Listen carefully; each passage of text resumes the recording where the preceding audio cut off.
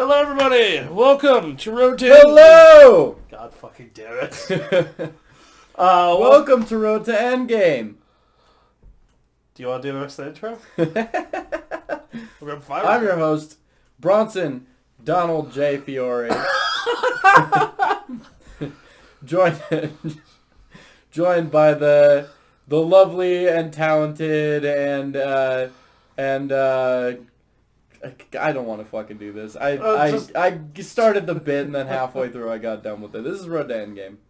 We're doing Iron Man 3 this week. Yeah. Go watch the others if you haven't seen them. Yeah, we're reviewing a Marvel movie every week leading up to Avengers Endgame. Right. They So, stole that title from a Batman comic. we did? No. Batman... Avengers Endgame was stolen from a Batman comic. Huh. Kind of. I mean, Endgame's a pretty common thing. I'm surprised But there's a very famous arc that happened, like, a few years ago. It was really good. I'm surprised that, they didn't pick... It was actually really good. I'm surprised they didn't pick, a comic name that has no fucking connection like they've done, or, barely... Like Civil War. Yeah, like Civil War, or fucking Far From Home, and Right, Homecoming, right. and all this shit. Yeah. It's like, don't just fucking quit lying. Just name it Avengers 4. Well, What happened to... this? That's the best thing about this Iron Man series, is that it's Iron Man 1, Iron Man 2, and Iron Man 3. There's no subtitles. no Winter Soldiers, Yeah. no Civil Wars. Yep. No Ragnaroks. That one makes sense, though. Yeah, no Dark Worlds. Yeah, the Dark World didn't make... Even, when they announced that movie, I was like, where the fuck is this coming from? Because I know there is, a Dark World in the comics, but then the movie has nothing to do with that. We'll get to that next week. Yeah, so, this movie, what'd you think of it? I liked it. I liked it. I really loved it. I have a story to tell, though. Because everybody was hella pissed off when this movie came out about the fucking Mandarin plot twist. Mm-hmm. And I was, not mad about it at all. I probably wouldn't have been anyway, but I wasn't mad about it at all specifically because, I want to say 2 weeks before the movie came out in the U.S., it was out in, I think, Australia. Okay. And I was on a comment board for Man of Steel, which was also coming out that year. Oh, right. And I was really excited about Man of Steel. Still love that movie. And fucking someone was making some asinine joke about oh, it turns out General Zod is not actually General Zod. He is secretly an actor named Trevor Slattery who fucking just plays General Zod, and the real General Zod is actually just Lex Luthor or something like that. And I was reading it, and I was like, that's a fucking bizarrely specific joke. Theory, Yeah, it's a bizarrely specific theory, and I scrolled down a little bit because I thought this guy was trolling. And someone was like, yeah, Iron Man 3 sucked. And I was like, what the fuck? So, I knew exactly what he was saying. I got the biggest twist in the movie that literally no one would have told you was coming, spoiled for me 2 weeks before the movie came out. And I'll tell you something.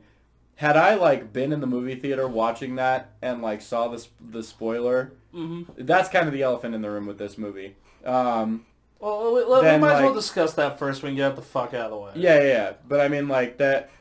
Had I seen that in the theater, I would have fucking loved that twist. Yeah, same. I remember watching that the week I went to the theater, and I was just like, that is the smartest fucking thing you could have done to the Mandarin. Also, because if you look at the fucking Mandarin, yeah, he's kind of racist. It's a little bit racist, just a little bit. Also, okay, so the couple things I have to say about this particular thing is that before Iron Man exploded in pop culture and became the face of Marvel, which he was for a while. I don't know if he still kind of is, but it's probably back to Spider-Man right now. Yeah, but I mean before that it was Iron Man for a good long while, especially right before this came out. And the Mandarin was Iron Man's biggest villain. He was essentially the Joker to his Batman in effect. So I don't really know a lot about the character. I know he's got 10 rings, and I know the 10 rings plays a part in the first Iron Man as a terrorist group, so they kind of reimagined the 10 rings for this thing. And yeah, so he was a big thing, and then they cast Ben Kingsley to play the Mandarin, which I thought was a fantastic choice even before the plot twist. And before the plot twist as well, like he's fucking doing a good job as a Yeah. terrorist. Well, and I remember the viral marketing for this movie was like insane because there were so many like little like videos, like basically all the stuff that you see in the movie of like the Mandarin delivering like messages to the crowd. They made a bunch of viral videos like in the same vein of just like the Mandarin talking, and it really like hyped you up for this character. So you're like, God damn it, Bronson. So you're like, oh my gosh, like I'm so excited to like see Iron Man face off against this dude. So I kind of get why people are annoyed with it. But I just thought it was really smart. Yeah, I thought it was a good twist, and not only that, like it's not like let's say he lives through Endgame. Right. I doubt he will, but sure, we can. Well, they retconned the fuck out of the ending of this movie too. Yeah, but like let's fucking say that like they do, and like Tony lives through Endgame and he gets Iron Man 4. It's not like they can't do the real fucking your cartoon ass Mandarin. Yeah, they retconned the fuck out of this movie because they came out with like a short later, I think, called The Master, where like this documentary filmmaker goes to the prison that Trevor Slattery is at and like interviews him, and then after the interview, I think it's Guy Pearce. I don't remember the short very well, but I remember he's talking to someone, and he's like, the real master wouldn't be very happy about what you've done, basically. Like, oh, the real Mandarin's out there somewhere. My thing about it is like, the Mandarin is like a very cartoony, caricaturistic, supervillain that doesn't really have a place in this like very modern world. Like, or just like in the MCU, like it'd be fucking weird to see this fucking wizard man with 10 rings. Well, one of the smartest things that the first Iron Man did was establish Tony Stark as an arms dealer in the midst of like George W. Bush's like war on terror. Like it was like at the tail end of Bush's presidency, and this is an important thing to talk about because this is something people don't realize made Iron Man resonate so well, was the fact that like, you know, for one, the villains were terrorists in that movie, and like he was like an arms dealer gone good guy because he saw what like these like terrorist regimes were doing with his weapons and shit. And in this one, they go back to that sort of like, the second movie is a very political movie and this third movie is a political movie, but almost more so than the first two. Right. It's okay. So it's written and directed by Shane Black, who's known for doing movies like his first movie before this was Kiss Kiss Bang Bang. He's actually the guy that brought Robert Downey Jr. back from the dead, essentially, as an actor. But beyond that, he wrote things like Lethal Weapon. I'm pretty sure he wrote Die Hard. This movie fucking reeks of Die Hard to me.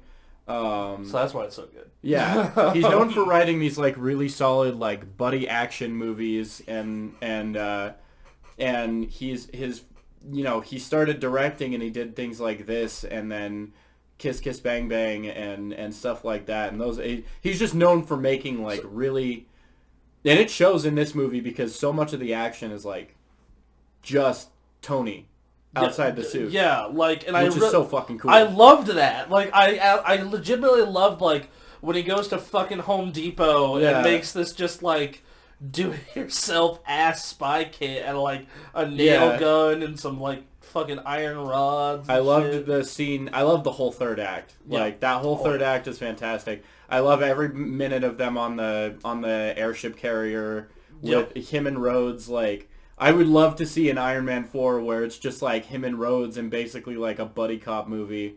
Yes. Because that's pretty much what this was. It's just like, I love that scene where he's like rescuing them, flying out of the fucking airplane, and like he gets them all, and then like he gets hit by a truck, and it's just like, yeah, okay, I did it. They fucking do that cut. Yeah, the dialogue in this is insanely smart. There's not a single line in this movie that I thought was just like cheesy or groan-worthy or like shitty. Like in every Marvel movie there's always like one or two lines of dialogue that's just like, ugh. This is like the only exception, I think, where like there's not a single moment where a character says something that I'm just like, ugh, like, oh my god. I also just loved like all the scenes where it's just like he's fighting with like part of his suit.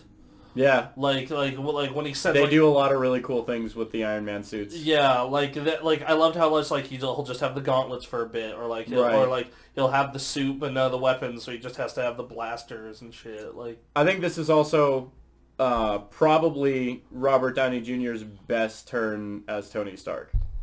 His performance in this is so fucking like human and like emotional. Okay, one of my favorite things is like when he's in the car and he's talking to the kid on the phone and he starts having just like that panic attack and every time he has a panic attack it's like super real. I can tell you as someone who like gets panic attacks and deals with anxiety, like this movie is like fucking insanely real to me, especially in those moments because like that moment where he's like having the panic attack and like he's like he can't find words to express what he's saying and he's like stumbling all over himself and like you could just like see the tears like start to well up in his eyes and his like breathing gets really fucked up and stuff. It's like you're like pretty thoroughly convinced that he's like it's just Robert Downey Jr. having a panic attack, you know?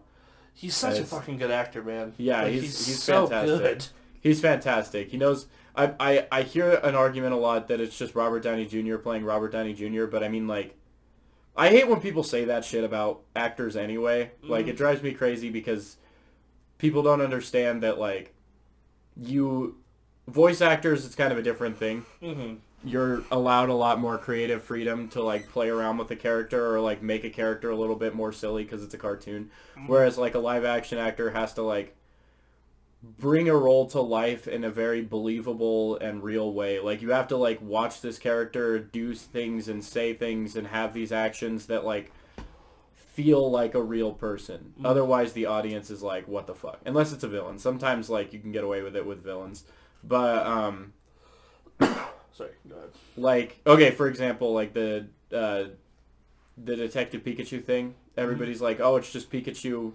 It's just Ryan Reynolds doing Deadpool but for a PG audience. And I'm like, well, the only reason why Ryan Reynolds is such a good Deadpool in the first place is because Deadpool is so much like Ryan Reynolds. Like his sense of humor and the voice and everything, that's just Ryan Reynolds fucking around on set pretty much. Yeah, I mean... And he does an amazing job. Like, he's a fantastic... I don't like Deadpool. Full disclosure, I don't like him as a character. I think, like, in the comics, he's, like, mediocre at best, and I think the fandom fucking blows him way out of proportion. But the movies, I love. I think that's my big problem with Deadpool as a whole, is, like, fucking people, like...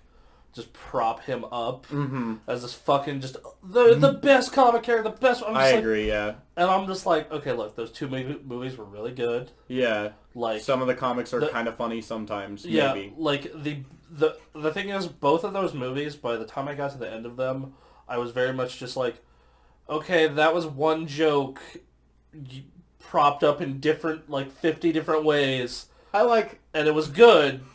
But, like, I think you got the most of it, and then they do it again in the second one, and just... I like the second one more than the first one, personally. But But also, I like those movies, and I like what they do with the characters. But I think you owe 90% of that to the fact that Ryan Reynolds just goes all in on those and makes that character...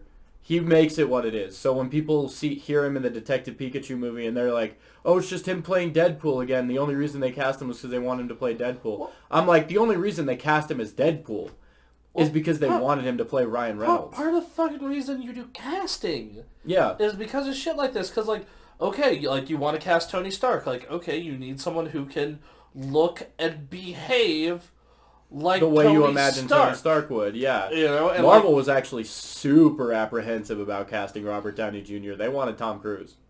Yeah, that would have been a bad choice. Yeah, these movies wouldn't have been the same. Yeah. Robert Downey Jr. basically like single-handedly brought us the MCU in a way. Because if his Iron Man wasn't so good, like people would be like, yeah, that was pretty cool. Yeah, that was fine. Yeah. I think... especially because the second movie was fucking Hulk. Yeah.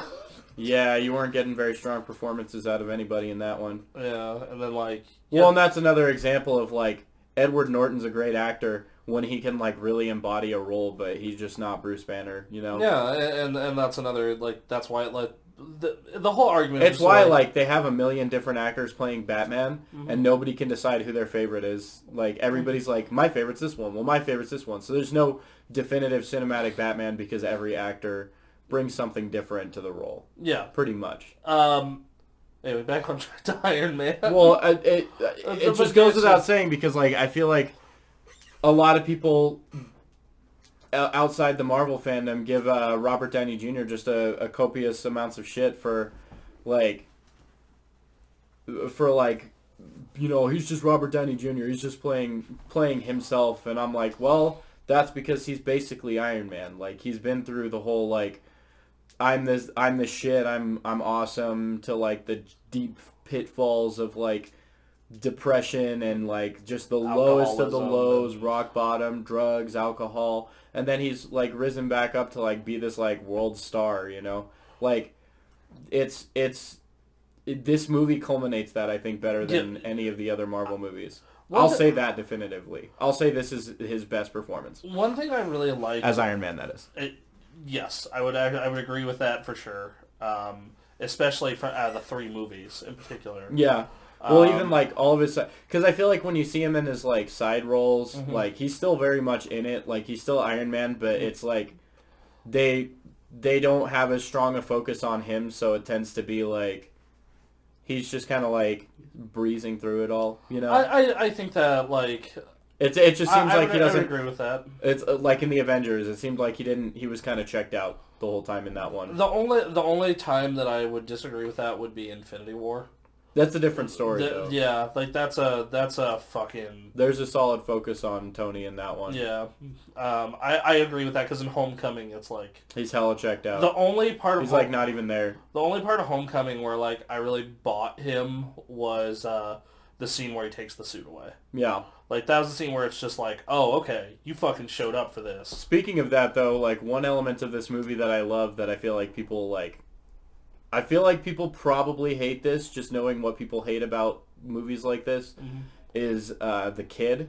I thought the kid was fine. I thought the kid was great. Especially like for child actors, just like, especially like when... His performance was like, I mean, he's a child actor, so like not fucking Oscar worthy, but like, he like, the way that Tony interacts with the kid the whole time is fucking great. Like, just they show a lot of Tony interacting with like regular people, like regular like Midwestern, fucking which is like it's blue collar Americans. There's a lot of stuff you get to see from Tony in this as a character. Yeah, that you don't get in any other movie. Like just this is one of those movies that and Marvel struggles with this so much. Has like real character development. Yeah, I was actually, like, you actually get to see, like, because you get to see the effects of the Avengers, and like, Tony grow, and, like, also, like, Well, yeah, he has this whole arc. He starts off very, like, paranoid and obsessed with, like, making his suits and, like, trying to, like, be the perfect hero in the face of, like, gods and super soldiers and Hulks and things like that. And then, like, by the end of the movie, he's more confident. He's more like, I would say, mature. Well, the just like the fact that you get... He just knows how to handle himself a lot more. You get all the stuff with part of the suit or none of the suit at all. Like when he's fighting that chick in that Midwest town, it's just like, well, what was the fucking line? Just a cheap trick and a cheesy one-liner that's named my autobiography. Like, yeah. That should be the name of this podcast. Yes, absolutely. Yeah, like all that stuff, like just... The banter is so fucking good in this. In the other ones, it's like 90% improv. So it's easy to see why, like, that stuff would be, like, fun and catchy, is because, like, most of it is just the cast, like, fucking around with, like, ideas. Like, improv was, like, everybody knows that, like, the way that Robert Downey Jr. approaches Iron Man is he gets on set, he sees what the script says for, like, dialogue, and then he gives you, like, the director, like, 30 different options for what to say. And then of those options, he'll take those and, like, just play around with them in the middle of a take. And so the director has to... That's why we got the shawarma scene in Avengers.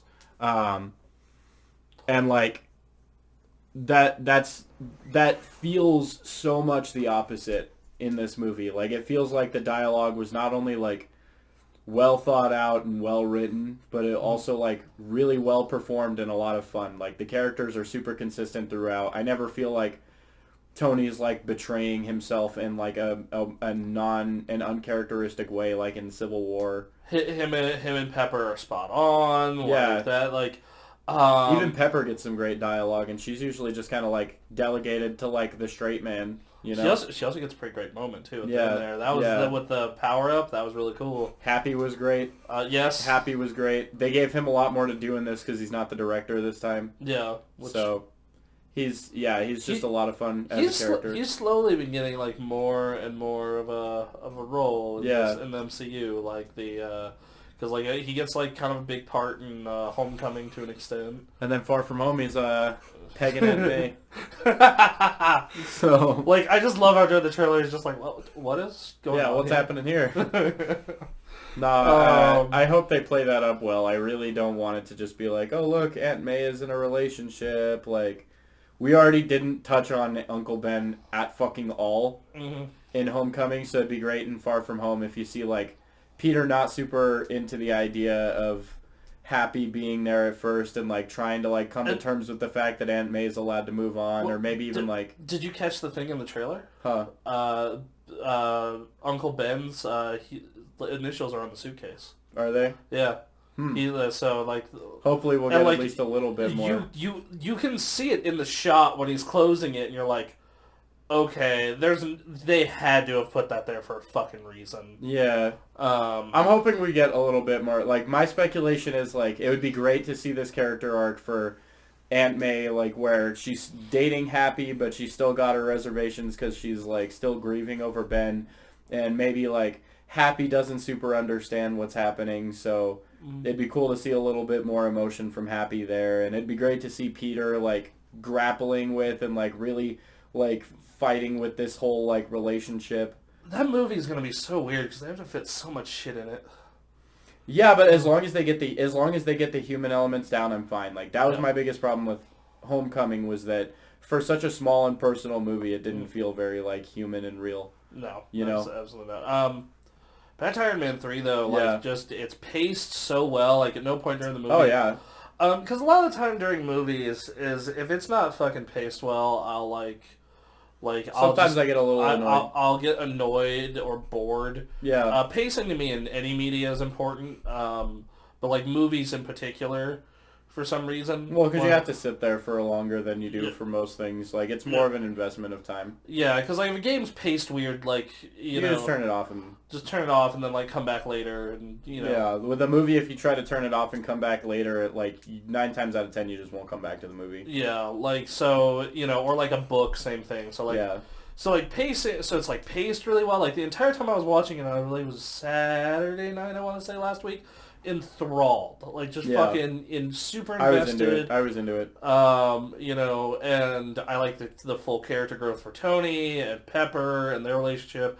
I like how it starts out with the relationship kind of in turmoil, and the only thing I will complain about a little bit is that like, and I get the decision. I know what they're trying to say. But I felt like Pepper towards the beginning was a little bit more unreasonable than she probably would have been. Specifically in terms of like, she was getting pissed off because Tony was like trying to like hide in his basement whilst also doing date night by hosting with the Iron Man suit, and then he tries to explain himself and she like kind of seems like she understands. And then late at night, she's like trying to wake Tony in the Iron Man suit, like goes to protect him by like trying to disengage her, and I didn't get that, and I don't really totally understand how that worked, but I also didn't understand how she didn't just like inherently get that Tony like built that as like an, you know, I feel like a real romantic partner should be a lot more understanding of things like that. Especially if they're trying to build this relationship as being a lot more mature than it actually is. And I feel like, I don't know, it seemed a little weird to me. I also really like how Tony has to deal with like some level of consequence from his like old days. Yeah. That was nice. We also got to see that nice Jensen cameo. Yeah, that was the dude cool. From the first one. That was a nice little... they tied it all together. Fucking Iron Patriot. Fucking so stupid. In the comics, it was Norman Osborn. So when people saw set photos of the Iron Patriot on set, they were speculating that they were bringing Spider-Man or like the Andrew Garfield Spider-Man was what was happening at the time, so they were speculating that they were bringing that into the universe or that took place in the MCU somehow. Huh. Because also in Avengers, there's a deleted scene with Oscorp Tower in the skyline. Yeah. Like, Kevin Feige was trying to incorporate Spider-Man. He produced The Amazing Spider-Man, the first one. I know. So, like, he was probably trying real hard to get Fucking Spider-Man into the MCU somehow. Just like, come on, man. Come on, Sony. Like, Yeah. If they didn't make TASM 2, The Amazing Spider-Man 2, then I don't think that Tom Holland would be Spider-Man. I'll put it this way. Like, Yeah. if Kevin Feige was on board for Spider-Man, for Amazing Spider-Man 2, I think Andrew Garfield probably would have been our MCU Spider-Man. Probably. Probably would have gotten a third movie. Also, Poor bastard. I feel so bad for that guy because, like, He's such a big fan of the character. He loves the character. He does and, a fantastic job in the role. He is not the problem I had with those movies at all. He does a good fucking job. I think, to me, and again, this is usually a very controversial statement, but to me, he's like the closest we've had to like a cinematic Spider-Man that just is Spider-Man to me. Like, Tom Holland does a great job as, like, the kid Spider-Man. Tobey Maguire has his own, like, merits and you know, stuff like that. He kind of, like, popularized this very specific version of the character, whereas, I like his Peter Parker more, for sure. But, like, Tobey? as Spider... Yeah. I think he's still a little too wormy to be Pete, you know? He's a little too, like, awkward. And I know Peter's supposed to be like the awkward, nerdy kid, but never in the comics is he quite that awkward, you know? Tom Holland does a great job at playing like the nerdy, outcast Peter Parker, but I think Andrew Garfield nails both in a very like solid way, and I think like the only thing about Andrew Garfield that Tom Holland wins over him is that Andrew Garfield is not a very believable teenager. Not at all. But other than that, like, he does a fantastic job in the role. His emotions are really high. He was not my problem with those movies. Right. Yeah. I just think you're kidding yourself if you think that he's a shit Spider-Man. I don't. No, like, I know you don't, but I mean, like, a lot of people do. Like, you'll hear people, like, being like, Andrew Garfield was the worst, and I'm like, are you fucking shitting me? Like, did you ever read a Spider-Man comic? I'm like... He, like, looks like the Steve Ditko drawings of Peter Parker. Yeah, like, I think he did it... You know, once again, like, I feel so sorry for him, dude. Yeah, because he's such a big fan of the character, and he loves the character. He was so excited for that role, and then Sony just fucked him over. Yeah. Something fierce. They tried to make 2 movies into one, and build a cinematic universe for themselves at the same time, instead of just, like, following... Something must have happened behind the scenes at that point between Marvel and Sony. Everything pointed to, like, Andrew Garfield in this MCU, except for, like, what happened in Spider-Man. And then, I don't know. Yeah, I think that, talks had to have fallen through or something. Yeah, I think, like, Marvel and Disney probably went to Sony and was like, look, that's an interesting... Because The Amazing Spider-Man 2 came out in 2012, and that was, like, being made before... The deal. Disney bought out Marvel. Because Disney bought out Marvel, like, right before the Avengers started filming, and that came out in 2012, too. Yeah, so, like, I think Disney might have came to and Marvel had, like, went to Sony and been like, the fuck are you doing? Right. This movie even still has... Iron Man 3 still has, like, Paramount all over it. Yeah, that was weird. Like, because, like, I remember these movies, I forget when they started getting the Disney logo shit. After Iron Man 3. So it's next week? It's next week, yeah. Oh. I remember this specifically because the deal with Disney said that they own all of the movies now, but Paramount still gets a buyout for distributing the other ones, and their logos are still on it and stuff. So, like, the distribution deal between... Because Marvel was an independent studio at the time, so Marvel owned all the movies. And Paramount had the distribution deal, so up until Iron Man 3, like...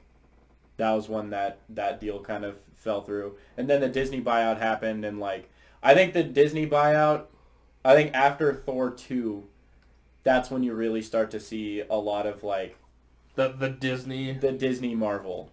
Like, besides the Disney logos and everything, just, like, this is kind of the last holdout for a movie that doesn't feel like a Disney movie on top of being a Marvel movie. Or I guess like what we think of now as Marvel movies. This movie is like the last movie where you can see the director's stamp all over it, you know? Right, versus like Kevin Feige plus the committee. The guy who's, yeah, pretty much, yeah. Yeah. You know, I think it really shows, too. The direction is...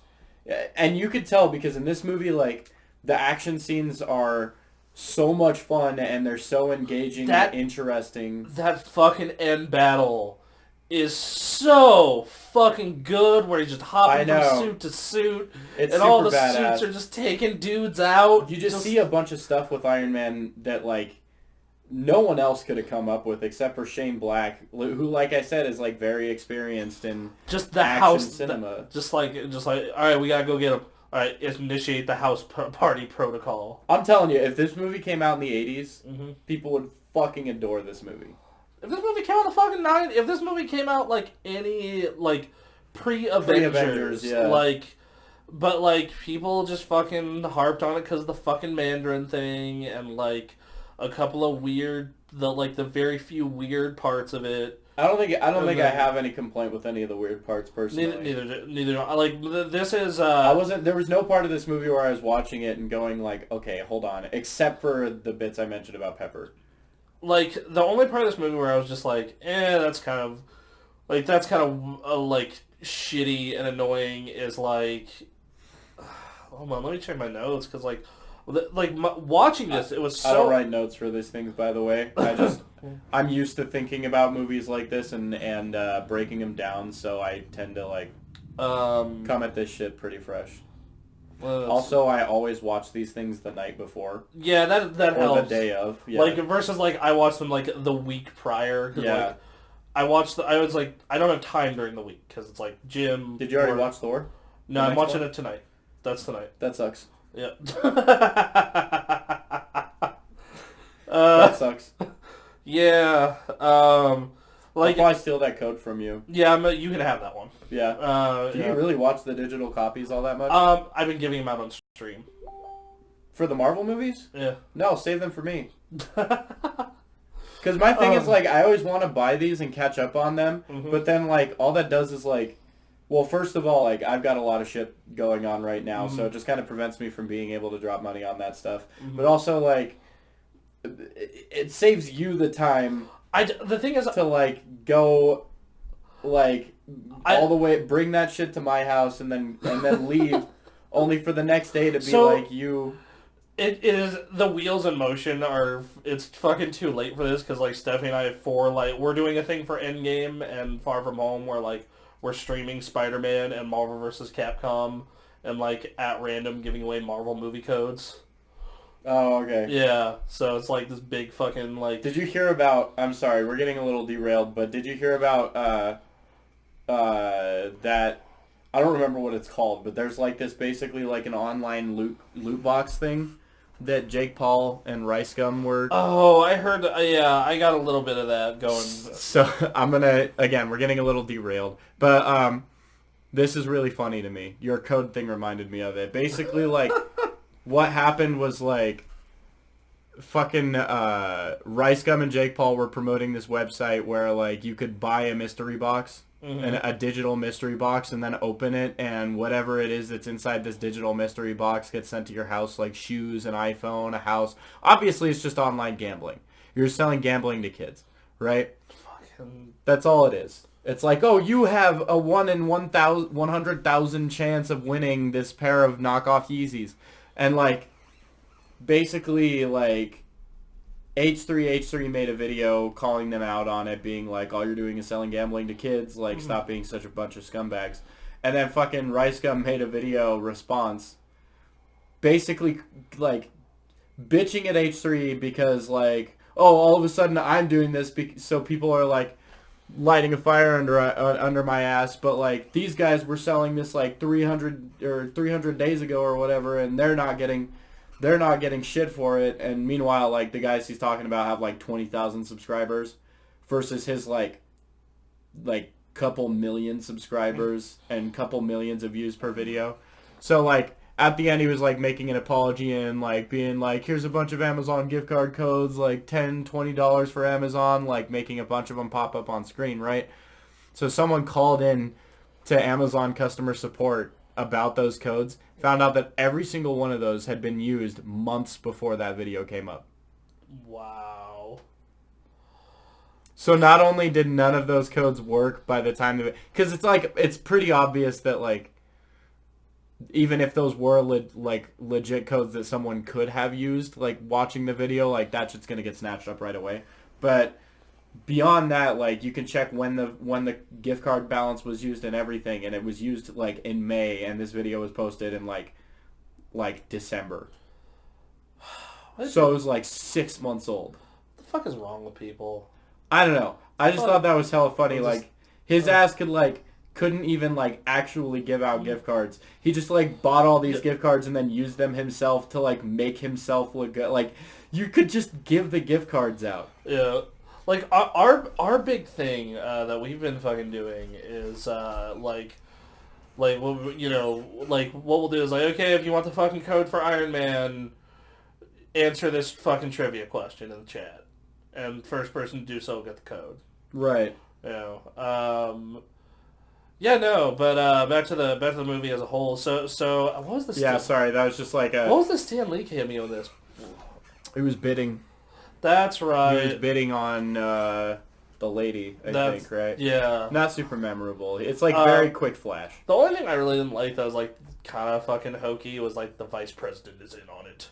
Yeah. That one I was just like, fucking That's what? classic 80s action movie, though. It is, I know. But that's classic 80s. But I was still a little just like, and then it cuts to like the little girl that was at his dinner. Missing her leg. Later, I'm just like, you motherfuckers. Yeah. I mean, I could see it. I could kind of agree with that. But like, But that's the thing, though, is like, Shane Black understands more than a lot of people. Even if it doesn't make sense or it's a little hokey, if you have a movie like this, like, that's super political and like, I mean, all the Iron Man movies are, like I said, but this one very much is.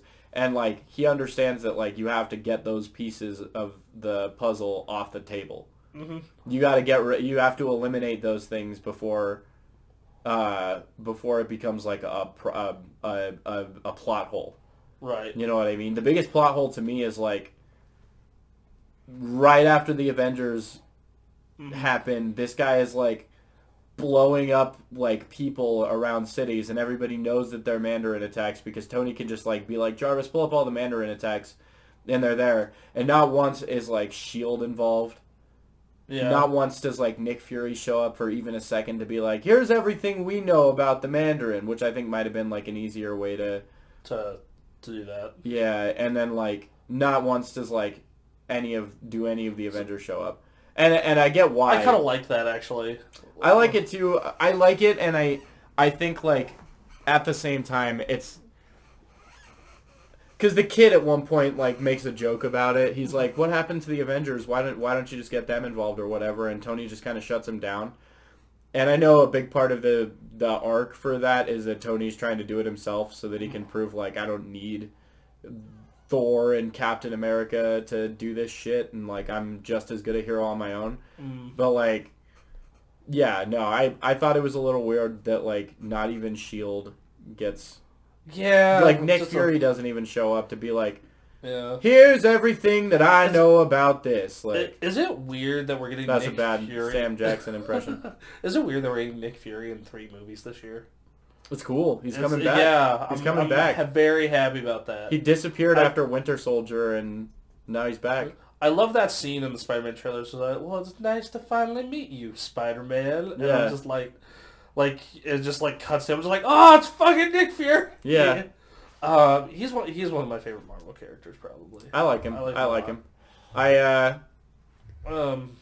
Yeah, no, I like a lot about this. This movie is, I think it stumps all of Phase 1 so far. Yeah, no, it's... the only thing that comes close to me is Captain America. Same. Because Captain America is another one of those movies that's just really smartly written and really, like, smartly performed. This is, it's might as well give our ratings. That's 5 out of 5 for me. Yeah, easy. Yeah, just easy. Fucking loved it. I have, like, very small character complaints, and that's, like...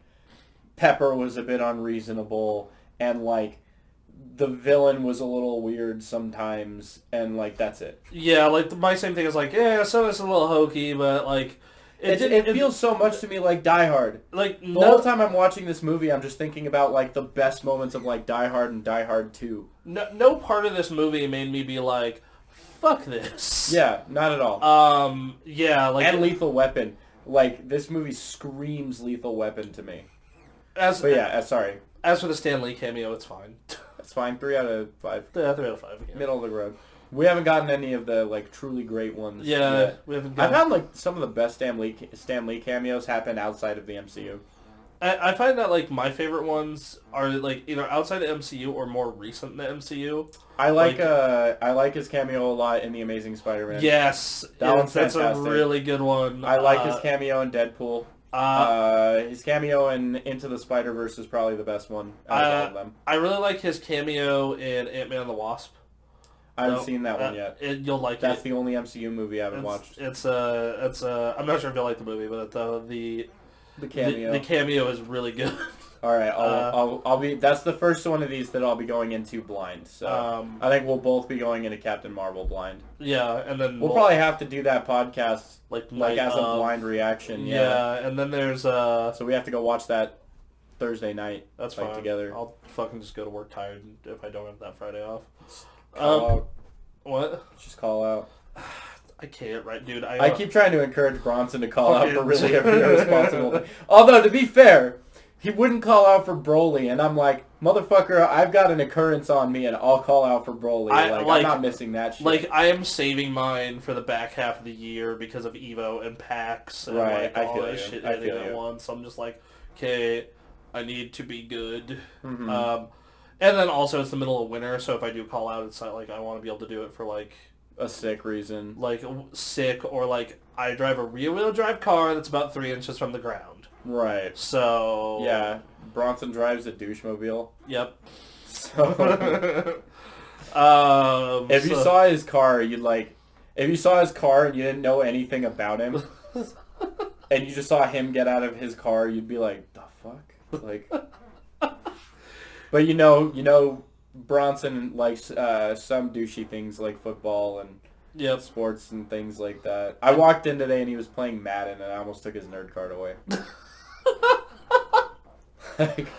I was a weird kid because like I liked all the nerdy shit, but I also was like playing football and fucking running track and I know a lot of kids that were like that though. Like I felt like I was the weird kid because like I played baseball a little when I was a kid and I was into martial arts and stuff. mm-hmm. But like I never did much outside of that, and even those two things I didn't do enough of to be considered like a martial artist or a baseball player. What I really liked is I was like very open with my nerd card while playing sports, Right. and like the very few other like nerd jocks we had like would like come to me and was like, "Yo, you play WoW?" And I was like, "Motherfucker, just Yeah. no one cares that you play fucking WoW." Well, that's what's great about kids our age is that like now they're the ones that are like I was watching Genlock is coming out soon from Rooster Teeth and it looks amazing. And it's got Michael B. Jordan as the lead character. Oh shit. Yeah, he's actually like an executive producer and he's like super involved in this thing, and it's got David Tennant. It's got like a big like primo cast of like more than just like Rooster Teeth's voice actors and some Funimation voice actors. Like it's got like Hollywood talent in it. So like Rooster Teeth did a video recently where like Gray, the creator and producer of Genlock, was sitting down with Michael B. Jordan talking about anime, and Michael B. Jordan is like super fucking nerdy about it. It's like He's like beyond like, and like every Hollywood star wants to like look nerdy and cool because it's kind of the cool thing to do now. But like Michael B. Jordan knows his shit. It's just like how I forget who he is, but he's like a fucking defensive lineman for like the Packers. Like has all this like anime shit in his locker and whatnot, and I'm just like, it's so fucking. What timeline are we in? This I know. is rad as shit. No, like Michael B. Jordan was talking about how in Creed 2, because in Creed 2 there's a scene where he's like training and he's like on the floor and he has to like, he's like beaten down on the ground and he has to like get up, and he was like, that was definitely like me like harkening back to Goku. And I'm like, oh fuck. And everybody's seen like Killmonger's armor in Black Panther, and it's definitely like just Vegeta's armor. And it's like, yeah, it's just no secret because like there was like a period when Naruto was still running where like Michael B. Jordan was just like tweeting his reactions to like the latest episodes of Naruto. Did you see fucking Lady Gaga tweeting about playing Bayonetta? Yeah. I was just like, what the fuck? Yeah. Just like I feel like that's one of those examples of like people like trying to look nerdy though. Although like you know what one like really surprised me was like Kim Kardashian's like a fucking gigantic weeaboo. That makes me so happy. It's not, and at first I was kind of like, okay, like, all right, you're into it because your kids are into it or whatever. But like, then you see like pictures, like just candid paparazzi pictures of her and Kanye West at a fucking manga store in Japan, buying manga, just like really obscure random shit. I love. And then she like shows pictures of her new hairstyle that like is modeled after Sakura from Naruto and stuff like that. It's so bizarre. Britney Spears has like made her son a Lord Frieza cosplay. That's awesome. For Halloween. So awesome. Yeah. Terry Crews plays like League of Legends and Dota and shit like that. He plays stuff with his kid. He did an entire video of like him building a PC with his kid. It's super cute. It was like I was just like, dude, I want to do that for my dad. Yeah. Like fuck yeah. Yeah, no, Terry Crews is like, well, he started off just doing it with his kid, and then he became like a big gamer. Yeah. Because he had so much fun with it. I've had this real urge to build a new rig recently for no fucking reason. I need a rig. This thing, like, to fucking, like, I've just had the urge, like, you want to be cool, blowing, like, $2,000. Yeah. You know, like, basically that, because that's what that thought is like, because, like, this thing performs great, it's still way ahead of the curve for most rigs out there, and, like, but, like, I just have a fun time building them. Right. Like, it's fun. Maybe you should, like, do that for a living then. Maybe. I just look into that. Yeah. If you have so much fun with it, it can't be that difficult to get a job doing that, you know? Yeah, for sure. Probably a lot easier to do that than, like, game journalism. Probably pay better. Yeah. I mean, I want to do this for a living. Yeah, movie. Just podcasts. Podcasting. Doesn't even have to be movie podcasts. Just want to talk to people. Yeah, I would love to have, like, Joe Rogan's job. Like that kind of podcast. Mark Maron. Yeah, that kind of shit's super cool. I'd love to do a podcast like Mark Maron's because he just sits down with all these like big name celebrities that are just his friends. That's he just sits there and like talks to them. Like that's kind of what's like the Super Best Friends, which is now Castle Super Beast, is like yeah, it's like kind of focused on games, but like the first half of it is like, hey, this is what we did this week, and this is what's going on this week. Right. Anyway, Iron Man 3. Good movie. Great movie. 5 out of 5, 10 out of 10. Yeah, best MCU. I'd say like 9 out of 10 if we were doing a 10 point. Yeah. 5 out of 10. Or 5 out of 5. 5 out of 5. Best 5 out of 10, 10 out of 5. Best MCU so far. Yeah, I think so. Next week we have one of the worst so far. Hooray. It's actually probably the worst movie in the MCU. Is it worse than Hulk? Really? I remember at least leaving Hulk feeling rage. Whereas I left fucking Thor the Dark World feeling nothing. I completely forgot that movie leaving the theater. I was like, what the fuck even just happened? They were in London at some point, and like, I don't even know. It's gonna be a weird fucking... Phase 2 is weird. Yeah. Phase 2 is weird, because then you get to Avengers 2, which is like very middle of the road. And then you have like Ant-Man and Guardians of the Galaxy, yeah, and like Winter Soldier. Like it's fucking so weird. Yeah. And then like Phase 3 has been like outside of Civil War and Homecoming, like Black Panther. Black Panther I would consider at least better than those two. But like... Yeah, I would say it's better than Civil War. I think Homecoming for me is a little better than Black Panther. Really? I'd have to rewatch Black Panther. I've seen it twice, but like the second time I wasn't really watching it. Yeah, I was like doing other things. It was when it went on Netflix. Yeah, like when it went on Netflix, I was like... Got nominated for Best Picture. Fucking... What the fuck? How... Like, I get why... I understand why. It's a culturally significant movie. But, like, on the other side of that, I'm just, like, sitting here being like... Best Picture, though? Like, if you're gonna pick fucking one of these... That's why I don't like that movie as much. Because, like, Not because I'm a contrarian inherently, but because like the bar was set so high for that movie for me before I even watched it. And then I go out to theaters and see it because like I remember IMDb names Black Panther the best superhero movie ever made, and I'm like against like Superman the movie or like The Dark Knight or like all these other like quote unquote best superhero movies ever. It's not even the best Marvel. Spider-Man 2. It's not even the best Marvel movie that year. No. Like it's like the Spider-Verse. Like Spider-Verse and fucking Infinity War. I think Spider-Verse was way better than Infinity War. Infinity War was good. I will accept that argument. Like that's fine. Infinity War was like, really good. But I was saying like in comparison to Black Panther, like you're just fucking Black Panther, yeah. Fucking tell me and fucking Black Panther is better than Infinity War? Slap the shit out of you. Yeah. Or Spider-Verse. Or Spider-Verse or like Spider-Verse, I think.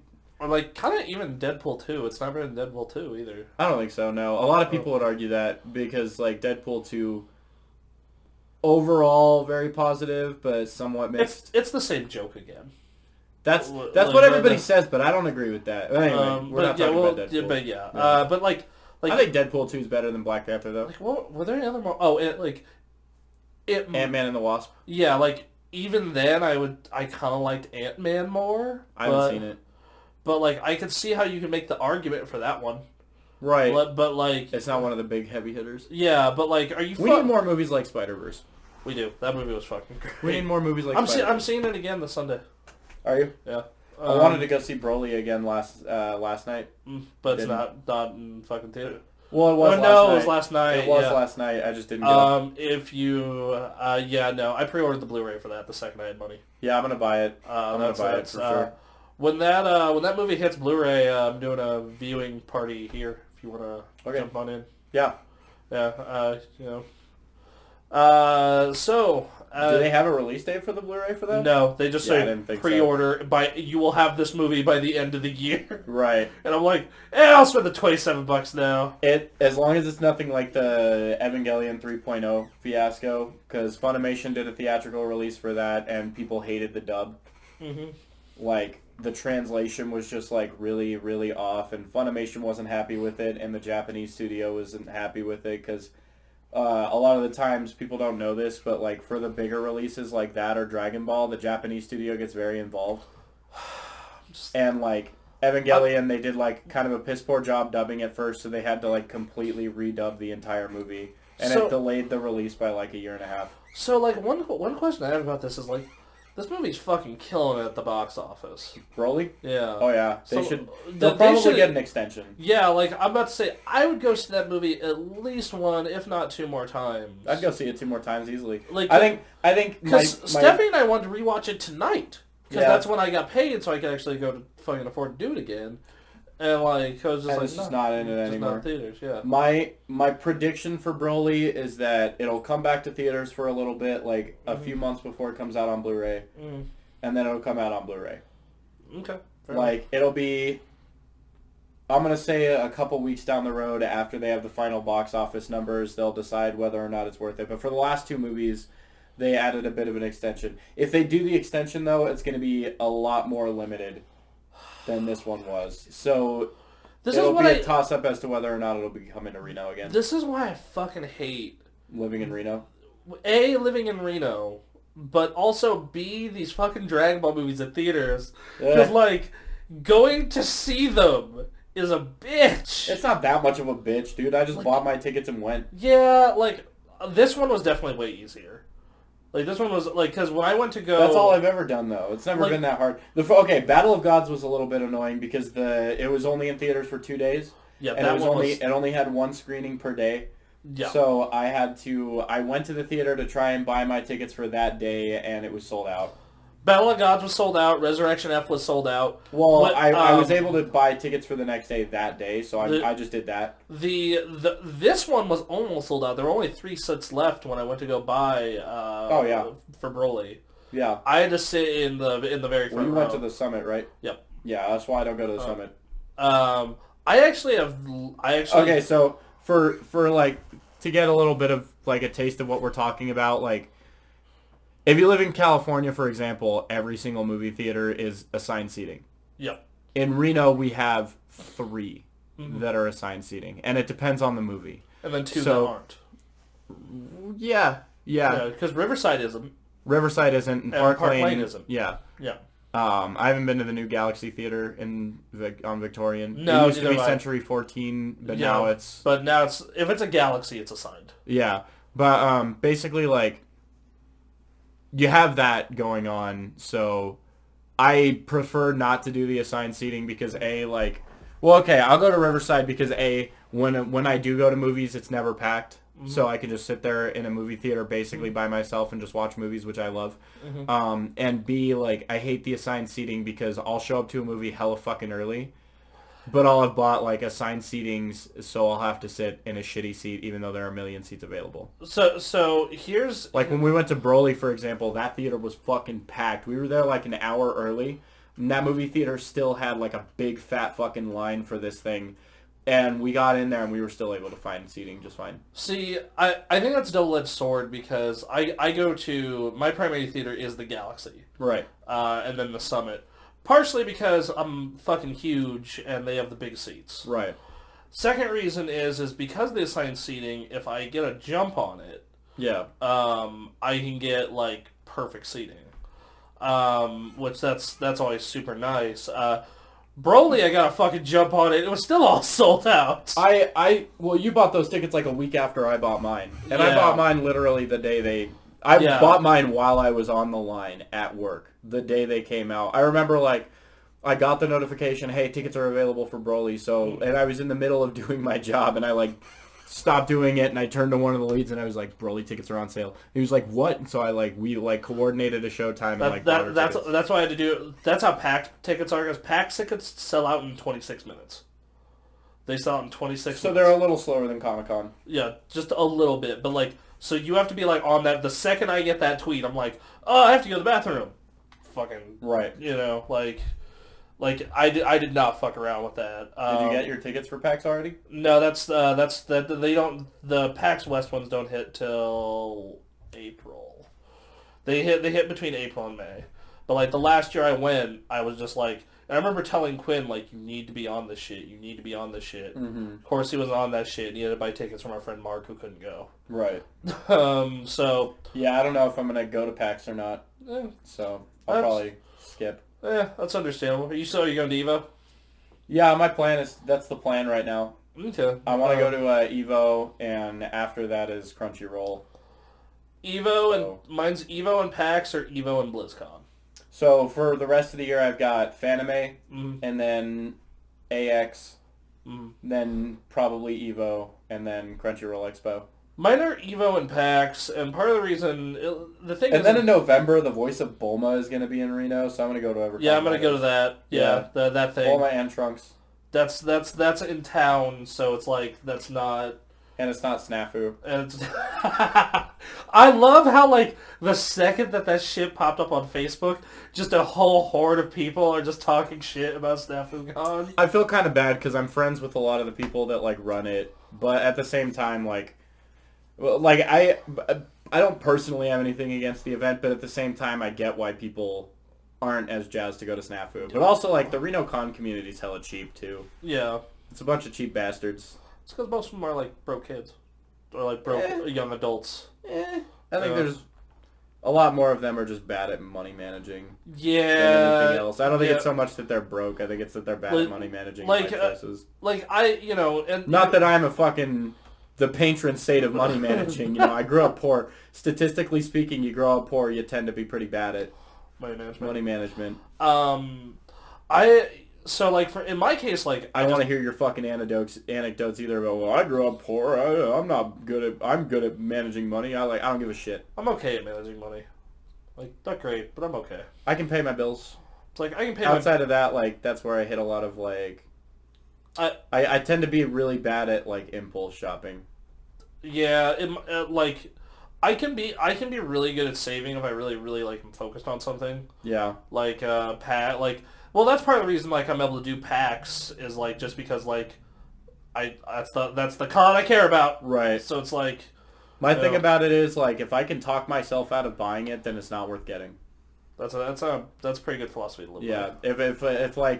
If I see something that I want and I just can't put it down, Like, I'm just like, oh, fuck, dude. And it's like $20. Like, I'll spend the $20 on it. Fair enough. For a lot of people, $20 is like a lot of money. Mm-hmm. But my job pays me pretty well. I'm in a weird situation. Like, the thing about my job is it's a weird situation. Like, my base pay is, like, good. But, like, some months I have fucking so much extra money. And then other months I'm just, like, fucking... Yeah, I get that. Right now we're dealing with a lot that's, like, cutting into my pay, like, a lot. Yeah, like today Bronson wanted to go to lunch, and I was like, I can't, I'm broke. And that's because, like, we didn't work hardly at all this last month. Yeah, like, in my case, it's just bonuses. It's, like, Yeah. if the fucking sales gods and, like, the time, like, if the stars align, Right. it's, like, an extra $800. Well, I had a holiday, 2 conventions, and, like, 4 factory shutdowns So that's... affect my pay. Mm-hmm. So, As well as, like, I think this week was the first time we've worked 2 full nights in a row in an entire month. fuck. So my paychecks have been pretty small. Pretty shitty. Yeah. I feel that. I'm like, sure Stephanie's, like, kind of in the same boat. Yeah, because, like, She also works at Tesla. Yeah, because, like, I asked her, like, hey, you want to go do this thing? And she's like, nah, I don't have the fucking money for it, or else I would, like... Well, I'm sure she's, like, coming home from work relatively early and stuff, too. Like, Well, I come home after her. Oh, okay. Because I work till some... Because I was going to say, like, we'll go in. She's the shift before me. Mm-hmm. So sometimes I'll see her on the way out, or on the way into work and on the way out. But, like, almost every day for the last 2 weeks, we would come into work and see that, like, nobody was on the line. Like the factory was dead. I think a perfect example is I'm like, hey, sorry, we can't do Broly because the showing's cut off Thursday. And she's like, yeah, dude, I don't have money anyway. And I'm like, well, I'd pay, but I don't get paid till Friday. So Right. We're fucked. Yeah. Did she go watch it with you? Yes. Did she love it? Yes, she did. She loved it enough to ask me to, like, let's get back on watching Dragon Ball because we kind of were on a pause for a minute there. Yeah. Because she does not like that Red Ribbon arc. Yeah. I gotta go back through it. I'm watching the English dub of Super right now. There's this scene where fucking, like, Trunks is telling everybody about Goku Black, and Goku's like, Goku Black, that makes him sound so cool. Do you really think he's cooler than me? I'm like... Goku, you fucking idiot. I fucking love the English dub. Anyway, we should clear this we're up. we're good. We're good. Alright, go watch Iron Man 3. It's really good. Yeah, hopefully you guys are watching this along with us. Follow us on social media, at The Gamer Access on Twitter and Facebook, at TV's Brandon Smith on Twitter for me. And at Gamecraft with a K on Twitter for me. Also... I post a lot of really fun tweets. I post about my stream and fighting games a lot. My, one of my favorites was, like, throwing shade at Bethesda on Twitter. Recently. Please, feed me. I was having a lot of fun. At ALA, they, like, gave out canvas bags for free. So I tweeted at Bethesda with a picture of it, and I was like, hey, Anime Los Angeles gave me a free canvas bag. Where you at, Bethesda? No response yet. I wasn't expecting one. Oh, God. All right. All right, bye, y'all. We love y'all. I want to go home.